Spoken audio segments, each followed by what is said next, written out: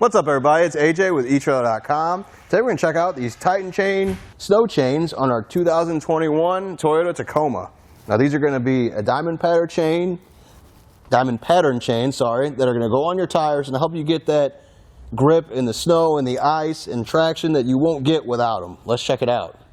So looking at the tire, this is what we call a diamond pattern. You can kind of see the diamond in the chain, and this is going to be the most surface area that touches the tire. So what I'm talking about is like there's the most chain around this tire, so it's going to give you more traction than some of the other designs. So another one that we have is the ladder pattern, which is just got the cables that go across, and those are good for starts and stops, but those aren't necessarily good for when you're driving, having a smooth ride and getting that grip and breaking that ice. These, causing the diamond pattern, have these circles here that help you smash down in that ice and get that grip, and also help you with the starts and stop, but you're going to have a smooth ride too, so you're not going to feel it like you would with those ladder patterns. And what helps with that traction is these D-shaped links here. You can see that no matter which way they're laying, they're going to dig in pretty good because they're nice and thick, so it gives it a good bite on that ice if there's there, or just even the snow. The front has a coating on it, and that's so that it doesn't get as cold as this top part that actually goes around the tire, because when you're taking these off after you've already been in the snow and ice, you don't want to freeze your hands off with this. We recommend you use gloves, but just in case you don't, these are coated so they won't freeze and get as cold as these up here.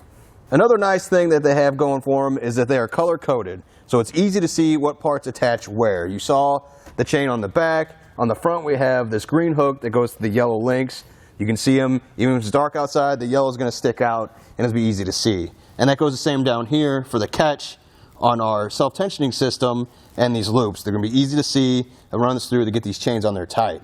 Now that brings me to the self-tensioner itself. I really like it because it's built in. A lot of the other chains, you have to get a side item that's not attached, so then that's just a chance to lose it. I'm bad at keeping things remember where things go, so I like that this is attached, so in emergency when I need to throw these on, I don't have to worry about finding that other extra missing piece. It's going to be attached to the chain, so it'll be right there with you.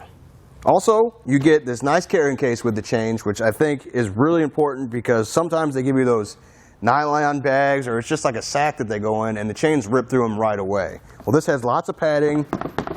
It's kind of like a hard shell on it, so it's not going to get ripped through easily, if at all. You can roll these chains up, put them in here, they're nice and contained. That way they're not sprawled out in your back seat, and there's like one chain over here, one over here. They're nice and contained in this case, and they're going to stay in the case and not rip through it. That's all good, but how hard are they to install? You need to know that before you go and do it in the snow. I suggest trying to practice in your garage or somewhere like that, so it's not a stressful situation. This one's pretty easy. We're just going to run the cable around the back, make a connection at the top, and drape the chains. Check out how we did it. First thing you want to do is lay out your chains and look for any breaks or twists in the chains. You don't want to go through the trouble of putting these on your tire and then find out it's all messed up. Looks like these are pretty good. Gotten all straightened out. So what I'm going to do is take this cable, run it behind the tire. You see there's a divide in the middle of the chains. That's going to go around the tire itself, and I'll connect it around the back. So let's just get to it.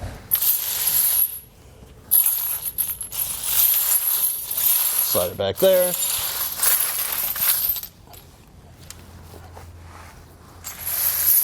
Got the other side. Kind of pull the chains to each side.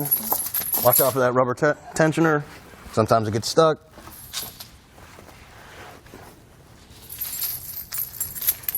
Now, we'll bring it up to the top and attach it behind the tire. Just drop that in the clip, pull it like that so it won't pop back out, and then we'll drape the chains over the tire.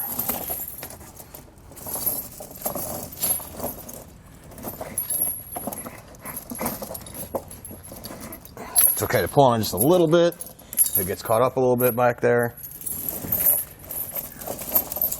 I'm going to go ahead and connect it at the top here. Just our hook to this link. I can always tighten it if I need to, but right now we're just going to leave it loose so I can get everything positioned correctly on our tire.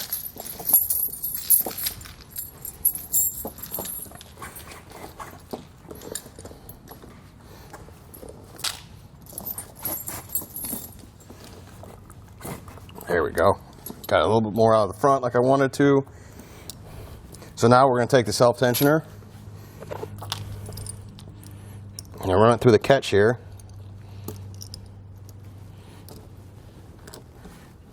You can see the chain gets stuck in that notch, and it'll hold it there. So let's get it a little tighter, pull it through like that, then run the tensioner through our red loops.